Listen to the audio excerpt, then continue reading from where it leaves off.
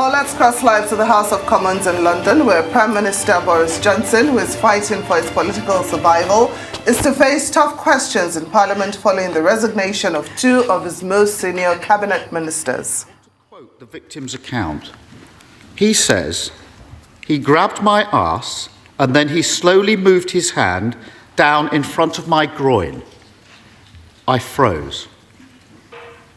I accept that's not easy listening, but it's a reminder to all those propping up this Prime Minister just how serious the situation is.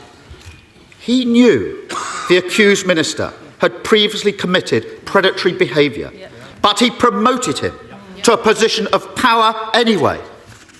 Why? Prime Minister. Mr. Speaker, that individual, the member for Tamworth, no longer has the Conservative whip. He no longer has a job. He is no longer, as soon as I was made aware of the allegation that he has just read out, Mr. Speaker, and the complaint that was made, he lost his status as a Conservative MP, and he is now the subject, Mr. Speaker, of an independent investigation to the Complaints and Grievances panel. And that is entirely right. And I want to say to him, Mr. Speaker, I want to say to him that I abhor bullying and abuse of power anywhere in Parliament, in this party or in any other party. None of that explains why he promoted him in the first place. And we've heard it all before. We know who he really is.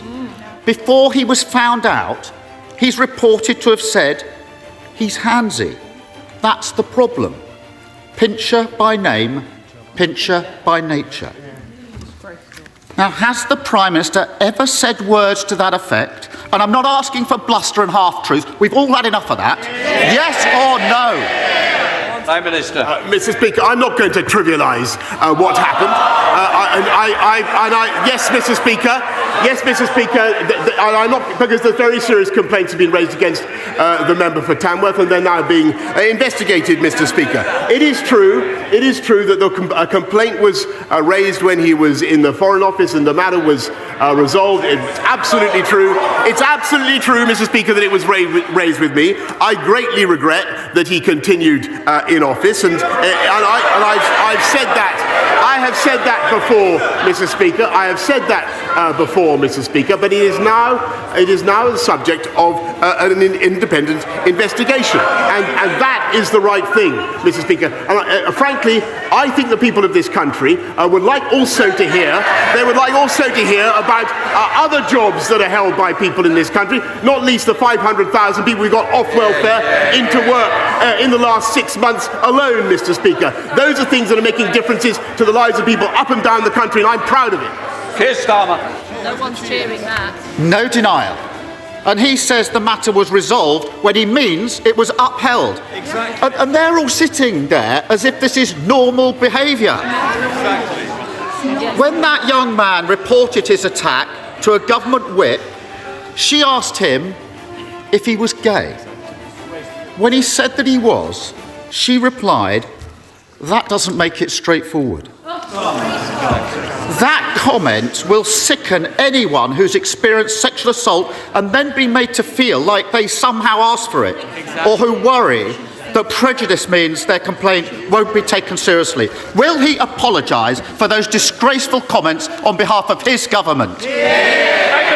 Mr. Speaker, I've already said that I regret very much that the member for Tamworth continued to hold office after the complaint was made against him in the Foreign Office, and it was resolved in the Foreign Office. His apology was accepted, but clearly that was not enough. And in hindsight, Mr. Speaker, I should have realised that he would not change. However, when it came to the Friday of last week, and when I was given the information that he's read out about the complaint that was made against the honourable member, I acted immediately, Mr. Speaker, and I took the whip away from him. And we will not tolerate that kind of behaviour in this or any other party, Mr. Speaker. And what we also want to do is to help people up and down the country with the things that also matter to them, like cutting their taxes, Mr. Speaker, by £330 this year, which is what we're doing. Keir Starmer. Doesn't that just sum him up? Awful behaviour, unacceptable in any walk of life. It's there for all to see, but he ignores it.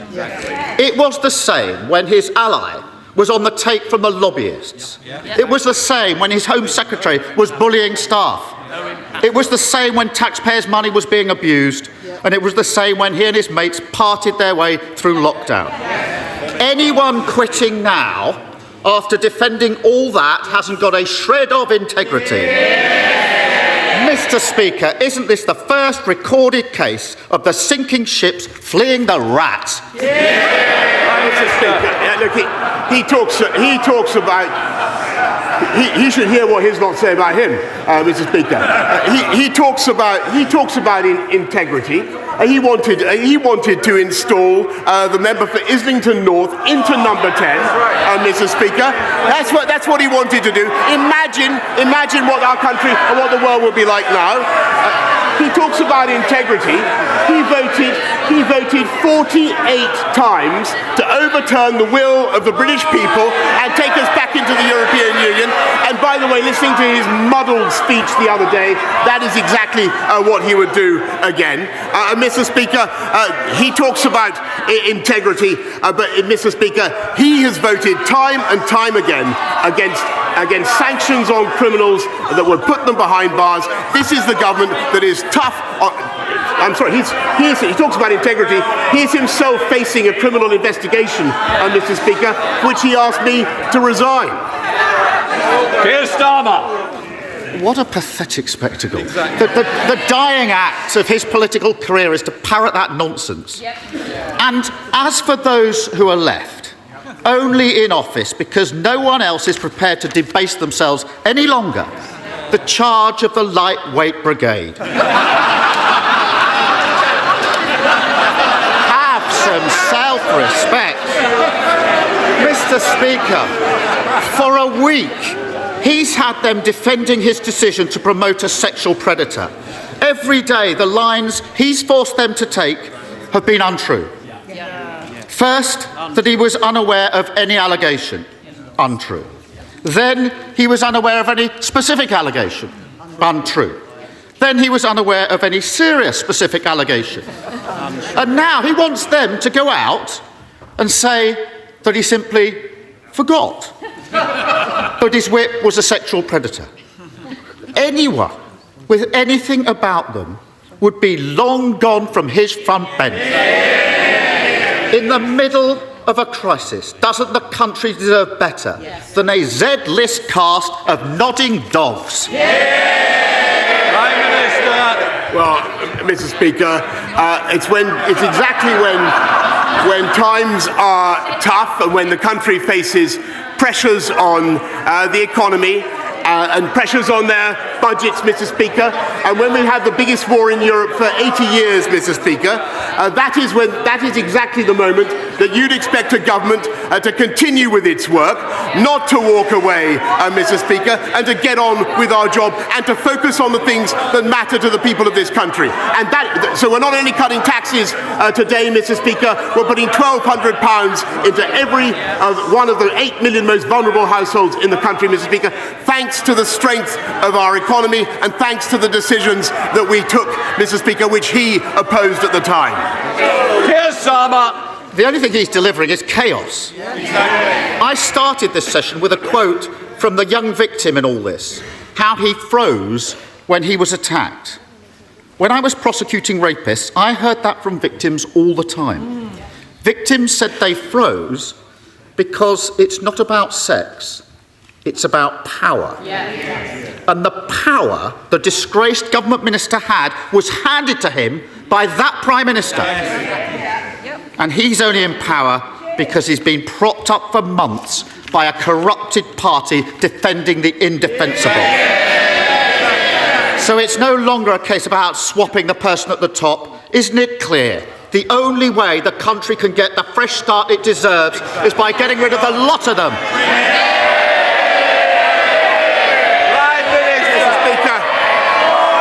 Mr. Speaker, the difference between this We've got to get through Prime Minister's questions. Prime Minister. Mr. Speaker, the difference between this government and that opposition is we have a plan and they do not. We're getting on with it. They want to focus on this type of issue, Mr. Speaker. We're going to get on with our jobs. We're going to control prices, Mr. Speaker, by not giving in to the union barons. They're paid by the union barons and they're proud of it. We were the first European country to arm the Ukrainians, Mr. Speaker. I'm proud of that. And those guys, Mr. Speaker, the party opposite, not only do they want to put Mr. Corbyn into number 10, the member for Islington North, but 8 of them, including the shadow foreign secretary, the shadow deputy leader, and 6 others voted to get rid of our independent nuclear deterrent, Mr. Speaker. Today we are cutting taxes, we're helping 500,000 people into work, and thanks to the strength of our economy, we're helping people up and down the country, and we are going to continue to deliver on the mandate I was given.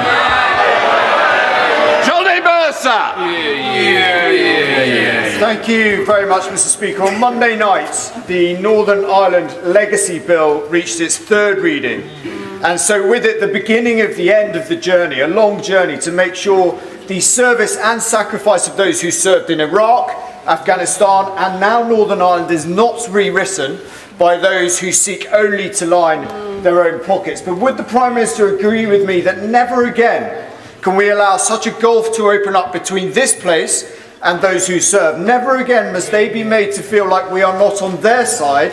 And will he redouble his commitment to make sure this is the best country in the world, to serve in the military and be a veteran or their family? Thank my honourable friend very much. I thank you for all the work that he's done for veterans and continues to do. This bill will give veterans the certainty they deserve, and we're fulfilling the manifesto pledge to end the cycle of investigations, but also at the same time making sure that families can get the answers they need about what happened to their loved ones. We now come to the Leader of the SNP, Ian Blackford. Thank you, Mr. Speaker. And can I give every best wish to the England and Northern Ireland ladies football team as they approach the Euro Championships. There's nothing better than seeing your teams in these finals. Can we also commemorate the passing 40 years ago of Terence Higgins and all those that have died from AIDS and sin? And I'm sure, Mr. Speaker, the whole House will want to join with me in passing condolences to the family and friends of the Scottish football goalkeeping legend Andy Gorham, who sadly passed far too early last weekend. He will long live in the memory of the best goalkeeper that many of us have seen. Mr. Speaker, it's easy to forget that only 10 days ago the Prime Minister was dreaming of a 3rd term.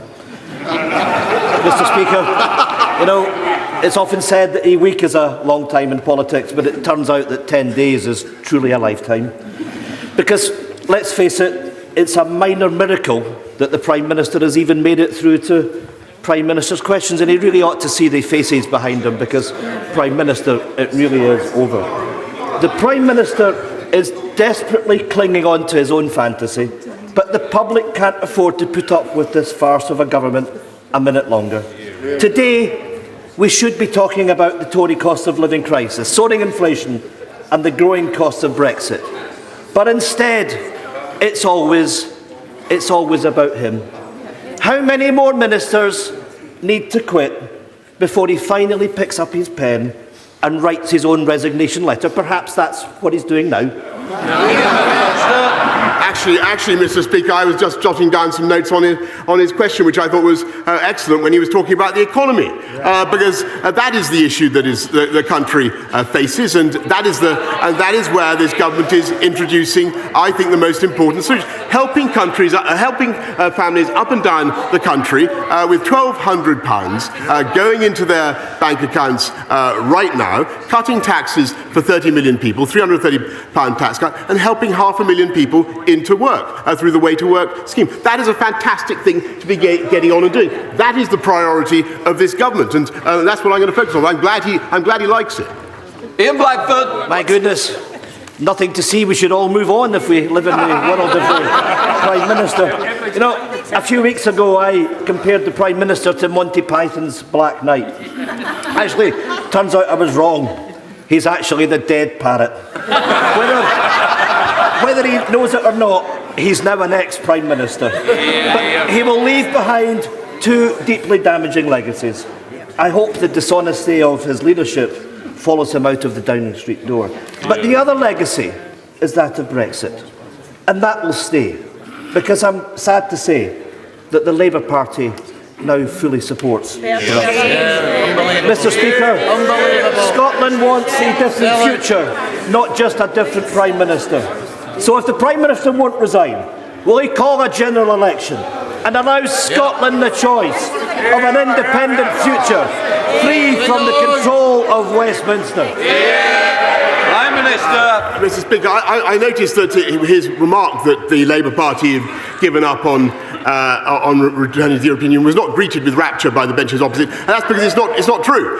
They want to go back in just as he does. I think that is a terrible mistake. It would be anti-democratic, Mr. Speaker. And as for the referendum that he wants, well, we had one of them, as I've told him before, in 2014. Come on. Thank you, Mr. Speaker. Does the Prime Minister think there are any circumstances in which he should resign?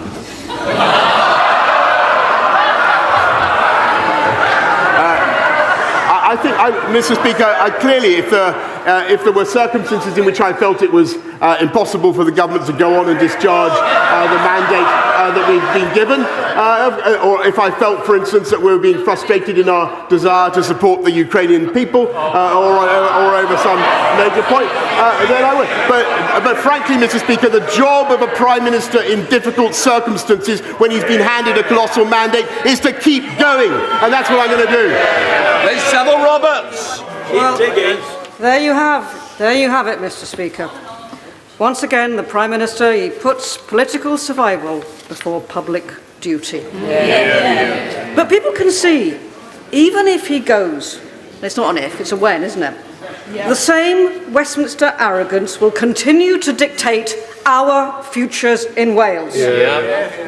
Does he want a medal for being the best recruiting sergeant for independence we could wish for? Actually, Mr. Speaker, ever I look around the United Kingdom, I had a great talk with Mark Drakeford the other day, as well as talking to Nicola Sturgeon. I see the bonds of our union being strengthened the whole time, and I'm confident that they will continue to do so. Link Drummond. Thank you very much. Thank you, Mr. Speaker.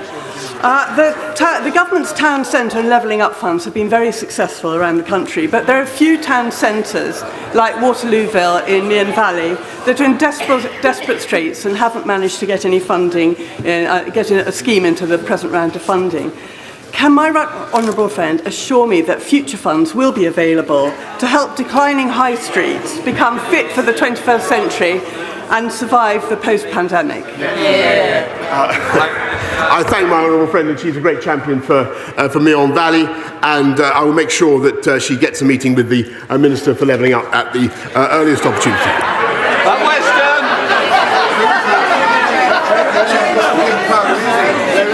Thank you, Mr. Speaker. The public clearly thinks that this government has lost the plot over the cost of living crisis. The Prime Minister may be aware that the average salary for a nurse is £36,000. For a primary teacher, it is £38,000. They, and indeed working people everywhere, are struggling to pay their rents and their mortgages. Given they can barely afford a £150,000 mortgage on a new home, can he tell this House how he could afford a £150,000 treehouse? What I can tell him, Mr. Speaker, is that up and down the country, rather than talking about fantasy infrastructure, I can talk about real infrastructure. We are helping to unite and level up the people of this country with £650 billion of investment, helping to lift the aspirations and opportunities of people up and down the country. And thanks to the strength of our economy, we're helping exactly the people he describes with £1,200 going into their bank accounts to help them with the cost of living pressures. Under the House, Sir Peter Bottomley. The Prime Minister knows that while he's Prime Minister, I want him to do all the good he can. While he's Prime Minister's Green and Present Land, can I refer him to EDM 1082 about the Goring Gap, the Chatsmore Farm, or to the Department of Levelling Up, the land above Goring Station, the farm in Worthing, which was fully protected and will be fully protected when another inspector says that Worthing Council protecting it will happen. can I ask him to tell the government to withdraw their objection to Worthing Council's appeal against the absurd decision by a planning inspector to allow 482 homes to go on this green lung between Goring and Ferry? I thank the Right Honourable Gentleman very much, and he campaigns on this issue for some time. I will make sure that he gets a meeting with the relevant minister to discuss the development in Goring by sea. Ian Lavery. Thank you, Mr. Speaker. On the 21st of January, the government committed £100 million from the Automotive Transformation Fund to British Wool, to a gigafactory in my constituency, Camas, Warnsbeck. And as of today, Prime Minister, not a penny, not a single halfpenny is being received by the company. And it jeopardises up to 8,000 much-needed jobs. The tensions between the Prime Minister and the former Chancellor have sadly now been much exposed. And I'm telling you, Prime Minister, the betrayal of my constituents cannot be another broken promise of this government. Prime Minister, give them a nudge. Please instruct your new bestie to make sure that the cheque is in the post this afternoon, because who knows who'll be in that seat this time this afternoon, never mind next week.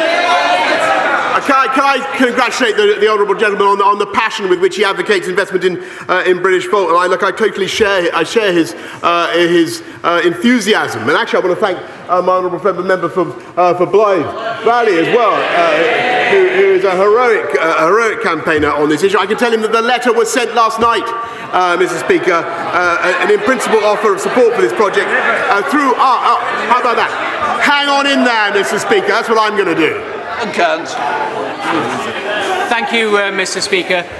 The world is facing a global food crisis in which the poorest nations face catastrophic consequences. Will the Prime Minister take all possible action to negotiate and facilitate access to the grain stores stranded in Ukraine? We have a limited opportunity to avert famine in developing nations, and the UK must play its full part using all the resources at our disposal.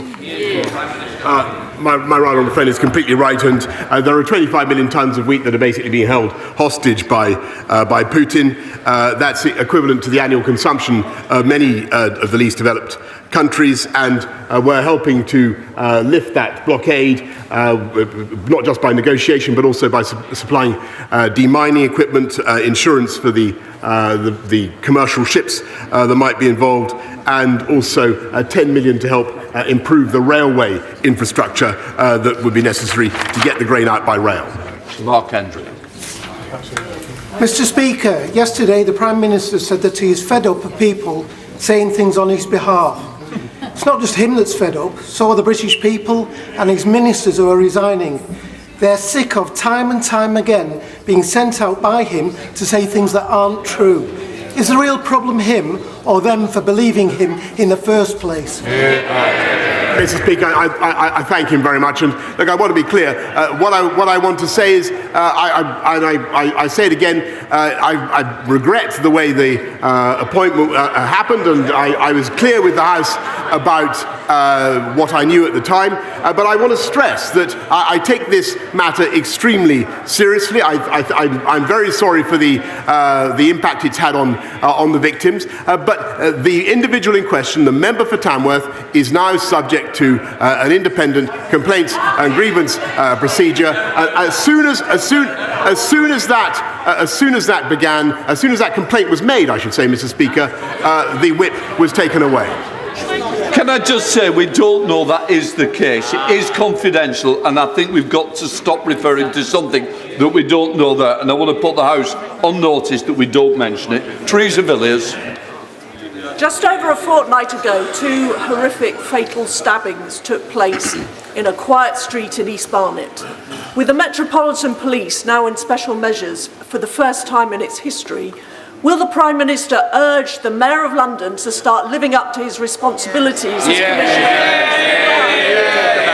The Mayor needs to get a grip on crime, he needs to give Barnet its fair share of new officers, and he needs to abandon his plans to sell Barnet police stations. Well, I do notice, Mr. Speaker, that crime has spiked since the previous Mayor of London, and it is the Labour Party that voted against stop and search, Mr. Speaker, that voted against increased funding for the police. And I think, as for the Labour Mayor, he'd do better to get out of California and take control of crime in his city. And this will order. Thank you, Mr. Speaker. According to the NHS Confederation, not a single one of the so-called 40 new hospitals the Prime Minister promised at the last election will be built by 2024. Two of those new hospitals are in my constituency. Hammersmith opened in 1902 and Charing Cross opened in 1818. They're not new hospitals and there's no building going on. Like all his promises, they exist only in his warped imagination, as this is likely to be his last Prime Minister's questions. Will he finally tell us the truth?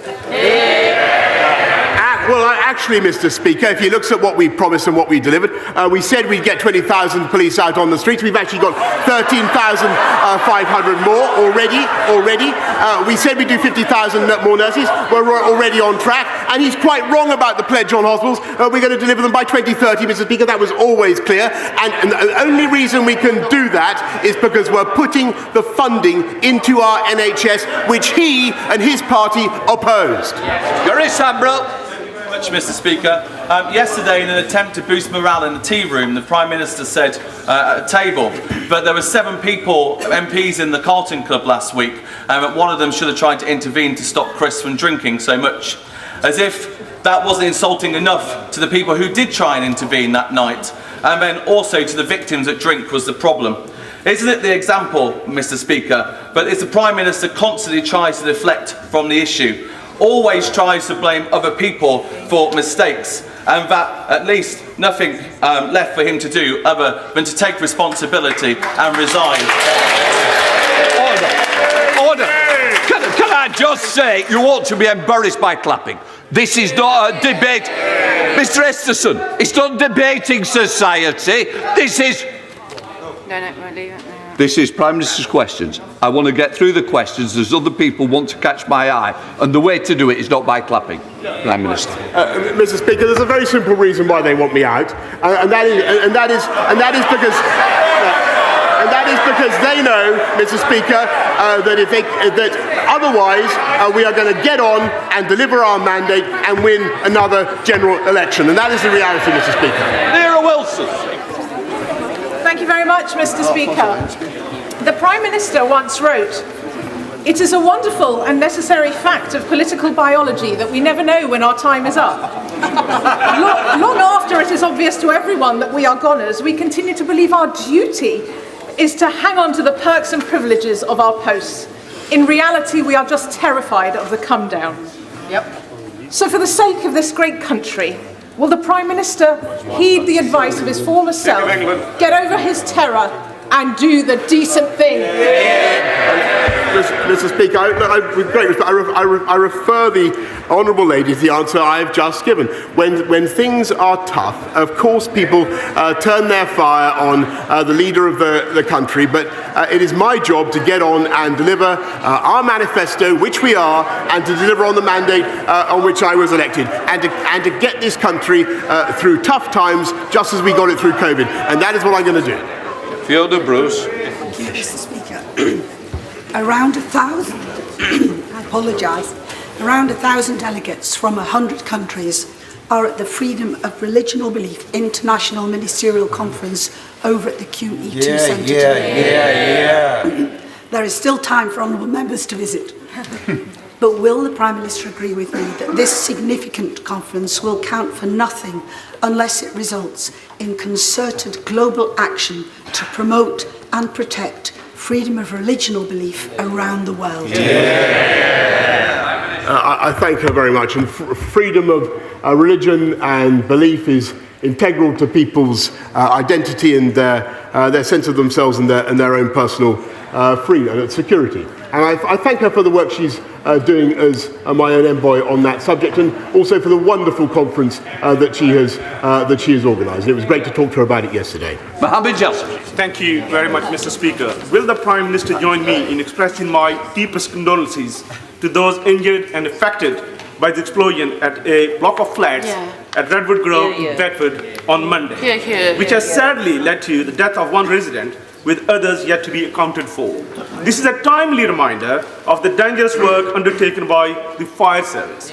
So will the Prime Minister join me in praising the emergency services who were at the scene, and also reconsider his 2% pay offer when firefighters have endured a real terms pay cuts of 12% over the last decade? I thank him very much, and and I share very much his support for the firefighters of our country. They do an incredible job, and overall it's a testament to their work that deaths from fire over a long period have on average been decreasing thanks to the work that they put in. We will do our best we'll look at the public sector pay review body offer and do our best to fund them as much as we can, but everybody knows the inflationary pressures that this country is now under. We don't want to have pay increases that are simply swallowed by price increases. David Johnson. Thank you very much, Mr. Speaker. The North Morton in my constituency was dubbed Britain's kindest village because this 160, wait for it, because this 160 home village committed to take 50 Ukrainian refugees. And it has them all with them now. In the gallery today, there is a group of those hosts and some of the Ukrainians that they are hosting, including 2 young people who hope to go into Ukrainian politics in the future. Will my right honourable friend join me in welcoming them to this place and in thanking North Morton for their efforts? I thank him very much for what he's doing to host young Ukrainians. Thank everybody actually in this house who's looking after Ukrainians. I think a lot of people are doing that. And can I say, I believe it's the wish of this entire house that those young people should grow up to live in a free, independent, democratic and sovereign Ukraine. Peter Dowd. Thank you, Mr. Speaker. Given that the Prime Minister doesn't like walkouts and strikes, what legislation will he be introducing to stop further walkouts and strikes amongst his cabinet colleagues and junior ministers?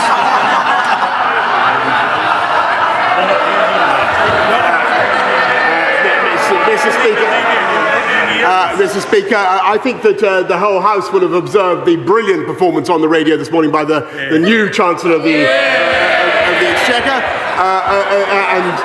And that's no disrespect to the former Chancellor of the Exchequer. But what I think it shows, Mr. Speaker, is that in common with many sectors of the UK economy, there is a ready supply of skilled labour in the upper reaches of the Conservative Party. David Davis. Thank you, Mr. Speaker. I'd like to draw the Prime Minister's attention to the words he used in response to my right honourable friend, the member for Worthing, when he asked the question earlier. 6 months ago, I called on the Prime Minister to resign because even then it was clear that his approach to leadership and integrity was already creating a pipeline of problems that would paralyse proper government. Today, I ask him to do the honourable thing, to put the interests of the nation before his own interests, and before, in his own words, it does become impossible for government to do its job. Prime Minister. I thank him very much for the point that he's made again. I just couldn't disagree with him more. Look at what the government is doing today. Cutting taxes for 30 million people. We've just completed a programme to get 500,000 people off welfare into work, Mr. Speaker. And thanks to the strength of our economy, thanks to the position that we're now in, which was because of decisions that we took that they opposed, and which we'll never forget. We are able to give £1,200 to 8 million of the poorest and most vulnerable families in this country. That is the right thing to do. We're getting on with it, and we will continue with our active and energetic programme for the benefit of this country, uniting and levelling up and unleashing the prosperity of the entire nation. Final question, Clive Betts. The Local Government Association has told us that over 400 families who've come to this country from Ukraine under the family scheme have subsequently presented themselves as homeless to local authorities. Because the local authorities haven't got enough accommodation, those people are going to end up in temporary accommodation. There's a simple answer. local authorities could be allowed to contact the many thousands of people who volunteered to provide homes under the Homes for Ukraine scheme. The problem is the government doesn't allow families to transfer from the family scheme to the home scheme. When will the Prime Minister act to ensure people who've come thousands of miles to this country aren't placed in temporary accommodation, but we take on the generosity of those families who are willing to offer them a home? I thank you very much for the very valuable point that he's raised, and we'll make sure that families are able to cross over from one scheme to another and to simplify and speed up the process. But I don't think that should take away, Mr. Speaker, from the generosity of this country in welcoming Ukrainians. 135,000 visas have so far been issued through our uncapped scheme, both the family scheme and the Homes for Ukraine scheme. It's changing the lives of those Ukrainians, and I think we should all be proud of what we are doing. We now come to the personal statement. I call Sajid Javid. Mr. Speaker, I'm grateful for your permission to make this statement. Yesterday, we began our day together. You, I, my right honourable friend, the Prime Minister, and members from right across this House, when we broke bread together at the Parliamentary Prayer Breakfast. And we listened. Prime Minister Boris Johnson faces a grilling in Parliament, where opposition leader Keir Starmer quizzed the Prime Minister on why he promoted Chris Pincher, who faces allegations of groping to a position of power. The Prime Minister, who says he abhors bullying or abuse of power anywhere, added that the individual has lost his status as a Conservative MP and is now the subject of an independent investigation. Boris Johnson also asked to be allowed to get on with the business of governance. He says his government is cutting taxes, providing employment for British citizens and aiding Ukraine against Russian aggression. Boris Johnson, who remains defiant, was however accused of putting political survival before public duty. About public service and giving back to this country that has given me so much. That is why, when I got the call from my right honourable friend, the Prime Minister, just over a year ago, I didn't hesitate to serve again. It was a critical time for our country. Tough decisions needed to be made about when we were going to come out of lockdown, about supporting the National Health Service and the care sector under unprecedented strain. It has been an absolute privilege of my life to have been trusted with these responsibilities, and I can only hope that my best has been good enough. It has undoubtedly also been one of the toughest roles that I've had so far. The gravity of Home Office decisions, the scale of Treasury decisions, but nothing matters more than the health of your people, of the British people, especially and in the wake of a pandemic. Caring for people's health and well-being is truly a noble vocation. And so I would like to take this opportunity to pay tribute to all of those across the country working in health and care sectors, as well as those that I worked so closely with in my old department, DHSC, and in the NHS. There is so much that I planned for the long-term reform of our health and care systems, and it is a wrench to leave that important work behind. Now, when I last gave a personal statement from this seat, I spoke about the importance of institutions and conventions. Today, it is about the importance of integrity. And don't worry, there's not going to be a series of these. Institutions and integrity are both central pillars that underpin our great democracy. It doesn't matter what your political perspective is in this House. I believe that we are all motivated by the national interest, and that the public expects us all of us, to maintain honesty and to maintain integrity in whatever we do. This is not an abstract matter. We've seen in great democracies what happens when divisions are entrenched and not bridged. We cannot allow that to happen here. We must bring the country together as one nation. Effective governance inevitably requires loyalty and collective responsibility. Of course it does. And I'm instinctively a team player. And I have completely focused on governing effectively over the last year. But treading the tightrope between loyalty and integrity has become impossible in recent months.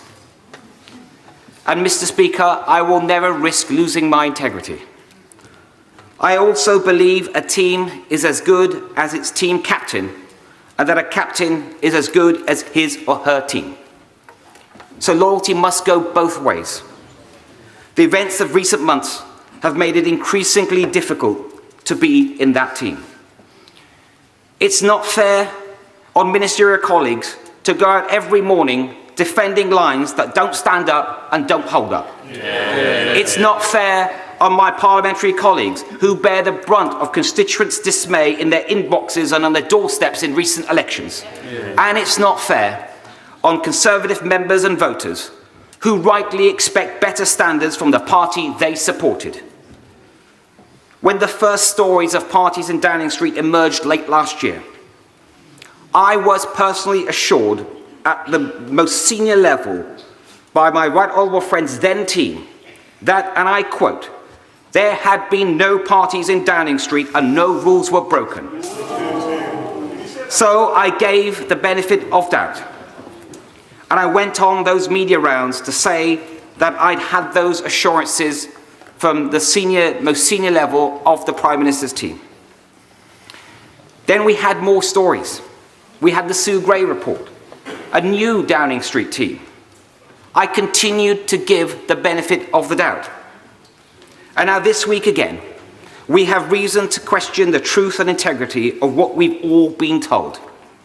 And at some point, we have to conclude that enough is enough. I believe that point is now.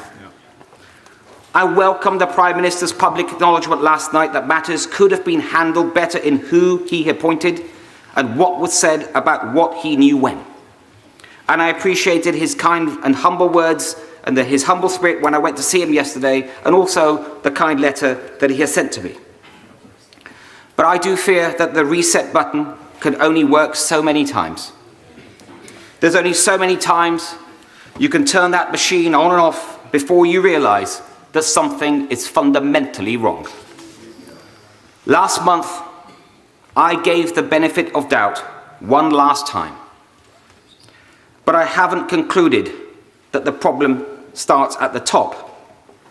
That is not going to change. I have concluded that the problem starts at the top, and I believe that is not going to change. And that means that it is for those of us in a position who have responsibility to make that change. I wish my cabinet colleagues well, and I can see they have decided to remain in the cabinet. They will have their own reasons. But it is a choice. I know just how difficult that choice is. But let's be clear, not doing something is an active decision. I am deeply concerned about how the next generation will see the Conservative Party on our current course. Our reputation, after 12 years in government, depends on regaining the public's trust. This is not just a personal matter. The philosophy and perception of Conservatives depends on it. It is central to the Conservative ideal that we believe in decency, in personal responsibility, and in social justice enabled by conventions and the rule of law. The Conservative mission to extend freedom and prosperity and opportunity is all at risk if we cannot uphold that ideal. And Mr. Speaker, it is not only the Conservative Party is not the only great institution in need of urgent repair. Like everyone in this House, I have been dismayed by the drip of stories of harassment and worse by members of this House. So I'm also concerned about how the next generation will see this House and the health of our democracy. In recent years, trust in our roles has been undermined through a series of scandals.